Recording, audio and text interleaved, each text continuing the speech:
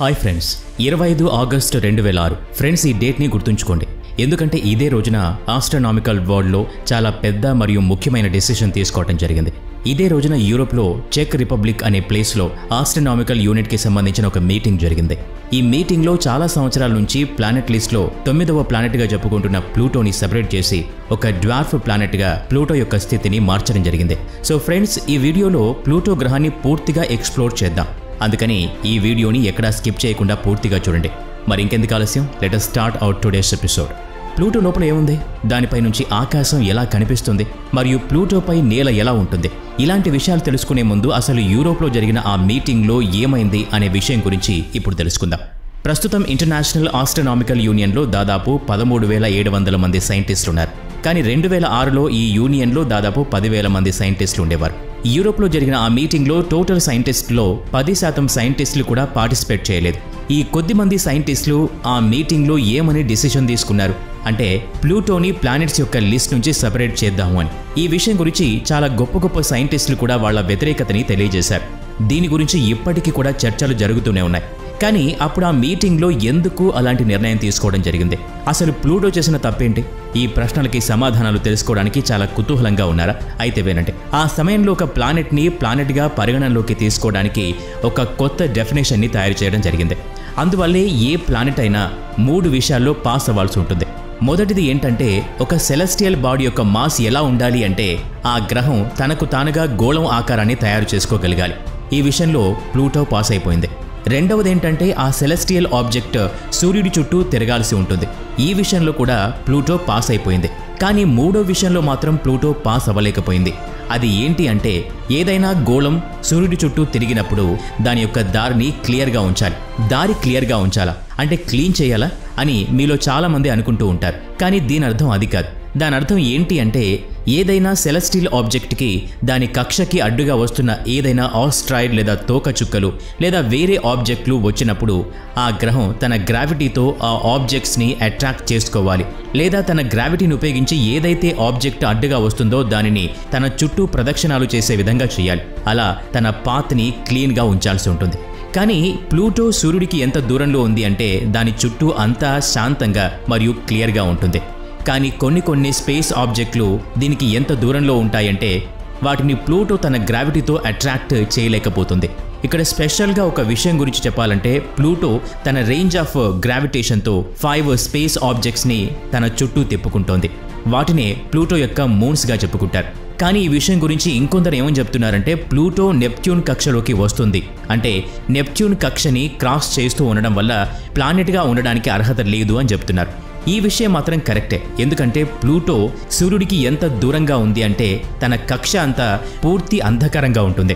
మరియు సూర్యుడి చుట్టూ తిరిగే 248 సంవత్సరాల ఆర్బిట్లో 20 సంవత్సరాల పాటు సూర్యుడికి ఎంత దగ్గరగా వచ్చేస్తుందంటే అప్పుడు ప్లూటోకి సూర్యుడికి మధ్య దూరం నెప్ట్యూన్కి సూర్యుడికి మధ్య దూరం కంటే తక్కువగా ఉంటుంది. కానీ ఒక ప్లానెట్గా ఉండకపోవడానికి గల కారణం వేరే ప్లానెట్ యొక్క ఆర్బిట్ని క్రాస్ చేయటం అనే విషయం మీద ఆ మీటింగ్లో చాలా చర్చలు జరిగాయి. అందువల్లే చాలామంది సైంటిస్టులు ఈ నిర్ణయాన్ని వ్యతిరేకిస్తున్నారు. సో ఈ నిర్ణయం గురించి మీ అభిప్రాయాన్ని కామెంట్స్ ద్వారా తెలియచేయండి. ఇప్పుడు మనం ప్లూటో దగ్గరికి వెళ్లేందుకు సిద్ధమవుదాం. ఫ్రెండ్స్, కొంచెం జాగ్రత్తగా గమనించండి, ఎందుకంటే ఈ జర్నీలో చాలా అద్భుతమైన దృశ్యాల్ని చూడబోతున్నారు. ప్లూటోని క్లైడ్ టాంబాగ్ అనే సైంటిస్ట్ 18 ఫిబ్రవరి 1920లో కనిపెట్టాడు. మరియు ప్లూటో యొక్క పేరు ఆక్స్ఫర్డ్ స్కూల్ ఆఫ్ లండన్లో చదివే 11 సంవత్సరాల వెనిషియా బర్నీ అనే బాలుడు పెట్టడం జరిగింది. వెనిషియా ఏమని చెప్తున్నాడంటే, రోమన్లో చీకటి దేవతను ప్లూటో అంటారు. అలాగే ప్లూటో మీద కూడా ఎక్కువ వెలుతురు ఉండదు కాబట్టి ఆ బాలుడు రోమన్ యొక్క దేవుడు గాడ్ ఆఫ్ అండర్వెల్ పేరుని ప్లూటోకు పెట్టాడు. భూమి నుంచి బయలుదేరి ప్లూటో దగ్గరికి వెళ్లే దారిలో మనకు చాలా తోకచుక్కలు, ఆస్ట్రాయిడ్స్, అలాగే చాలా గ్రహాలు కనిపిస్తాయి. ఇప్పట్లో ఉన్న మోస్ట్ అడ్వాన్స్డ్ స్పేస్ క్రాఫ్ట్ని యూజ్ చేసి ట్రావెల్ చేసిన ప్లూటో దగ్గరికి చేరుకునేందుకు 9.5 ఇయర్స్ టైం పడుతుంది. ఎలా అయితే మీరు ప్లూటో దగ్గరికి వెళ్తూ ఉంటారో అదే విధంగా చలి మరియు అంధకారం పెరుగుతూ ఉంటాయి. భూమి నుంచి ప్లూటోకి మాక్సిమం డిస్టెన్స్ 7.5 బిలియన్ కిలోమీటర్స్. అలాగే భూమికి ప్లూటోకి మధ్య మినిమం డిస్టెన్స్ 4.3 బిలియన్ కిలోమీటర్స్. అందుకని మనం ప్లూటోని అతి తొందరగా చేరుకోవాలంటే మినిమం డిస్టెన్స్ ఉన్నప్పుడే చేరుకోవాలి. ఆ సమయంలో సూర్యుడు కూడా మధ్యలో రావచ్చు. ఫ్రెండ్స్ అందరూ ఏమని అనుకుంటారంటే ప్లూటో ఒక ఆమోదం చెందని ప్లానెట్ అని. ప్లూటోని కొంత దూరం నుంచి గమనించినప్పుడు మీకు అక్కడ మంచు పర్వతాలు, ఎత్తు పల్లాలతో పెద్ద పెద్ద మైదానాలు కనిపిస్తాయి. ప్లూటో పైన గుండె ఆకారంలో ఒక పెద్ద సముద్రం ఉంది. ఈ సముద్రం అచ్చం గుండె ఆకారంలో ఉంటుంది. ఈ సముద్రం పూర్తిగా డెన్సర్ ఐస్ పార్టికల్స్తో నిండి ఉంది. ప్లూటోపై గుండె ఆకారంలో ఉండే ఈ సముద్రాన్ని స్పుత్నిక్ ప్లానెటియా అని అంటారు. ఈ సముద్రంలో మంచు రూపంలో కార్బన్ మోనాక్సైడ్ మరియు మీథేన్ ఉంది. ఈ సముద్రం చాలా పెద్దది. ఎంత పెద్దది అంటే దీని పొడవు 1000 కిలోమీటర్లు మరియు వెడల్పు 800 కిలోమీటర్లు మరియు దీని లోతు 100 కిలోమీటర్ల వరకు ఉండవచ్చు. ప్లూటోని జియోలాజికల్ రూపంతో చూస్తే ఇదొక యాక్టివ్ డ్వార్ఫ్ ప్లానెట్గా తెలుస్తోంది. ఇక్కడ మీకు పెద్ద పెద్ద మైదానాలు మరియు మంచుతో కప్పబడి ఉన్న పెద్ద పెద్ద రాళ్లు కూడా కనిపిస్తాయి. ప్లూటో మొత్తంలో 3వ భాగం మంచు మరియు నీటితో నిండి ఉంది. మన భూమి మీద ఉన్న నీటి కంటే 3 రెట్లు ఎక్కువగా ఉంటుంది. మీరు ఎప్పుడైతే ప్లూటో వాయుమండలంలోకి ఎంటర్ అవుతారో అప్పుడు మీకు ఒక పొగమంచు లాంటిది కనిపిస్తుంది. మరియు ఈ పొగమంచు ప్లూటో సర్ఫేస్ నుంచి దాదాపు 120 కిలోమీటర్ల వరకు విస్తరించి ఉంటుంది. ఇక్కడికి వచ్చి మీరు కొంచెం హ్యాపీ ఫీల్ అవుతారు. ఎందుకంటే మనం ప్రీవియస్గా డిస్కస్ చేసిన 4 గ్యాసో ప్లానెట్స్లో కాలు పెట్టడానికి సర్ఫేస్ లేదు. కానీ ప్లూటోపై కాలు పెట్టడానికి సర్ఫేస్ ఉంది. ప్లూటో ఒక టెరెస్ట్రియల్ డ్వార్ఫ్ ప్లానెట్. దీని సర్ఫేస్ పై ఉన్న పల్చటి వాతావరణంలో నైట్రోజన్, మీథేన్ మరియు కార్బన్ డయాక్సైడ్ ఉన్నాయి. అంటే ఇక్కడ కూడా మనం జీవించి ఉండాలంటే స్పేస్ సూట్ సహాయం తీసుకోవాల్సి ఉంటుంది. అలాగే ఇక్కడ ఎముకల్ని గడ్డ కట్టించే చలి ఉంటుంది. ఇక్కడ మీరు -224 నుంచి -240 డిగ్రీ సెంటీగ్రేడ్ వరకు చల్లదనాన్ని ఫీల్ అవ్వగలుగుతారు. ఇంకా చెప్పాలి అంటే ప్లూటోపై మనం ఎలాంటి ఒత్తిడిని ఫీల్ అవ్వం. మరియు ప్లూటో సర్ఫేస్ నుంచి సూర్యుడు ఈ ఫుటేజ్లో లాగా చాలా దూరంగా కనిపిస్తాడు. సూర్యుడి కిరణాలు ప్లూటో వరకు చేరుకోవడానికి దాదాపు 5.5 గంటల సమయం పడుతుంది. ఇక్కడ నుంచి మీరు కళ్ళార్పకుండా చాలా సింపుల్గా సూర్యుడిని చూడవచ్చు. ఎందుకంటే ఇక్కడ సూర్యుడి యొక్క ప్రకాశం 900 రెట్లు తగ్గిపోతుంది. అలాగే ఇక్కడ నుంచి ఆకాశంలో నక్షత్రాల్ని మరియు ప్లూటో యొక్క 5 మూన్స్ని కూడా చూడగలుగుతారు. కానీ ప్లూటో యొక్క అతి పెద్ద మరియు అతి దగ్గరగా ఉన్న షారన్ మూన్ చూసి మీరు ఖచ్చితంగా ఆశ్చర్యపోతారు.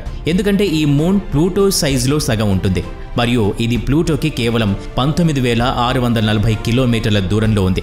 ఈ దృశ్యం నిజంగానే చాలా అద్భుతంగా ఉంటుంది. మరియు ఇలాంటి దృశ్యం ఇంకే ప్లానెట్ మీద కూడా మనకి దొరకదు. ఇంకా చెప్పాలంటే ప్లూటో సర్ఫేస్ పై చాలాసార్లు మంచు వర్షాన్ని కూడా చూడొచ్చు.